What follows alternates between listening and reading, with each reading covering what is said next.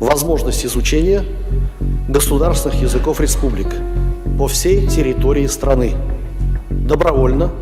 на основе письменного согласия родителей, в пределах до 2 часов в неделю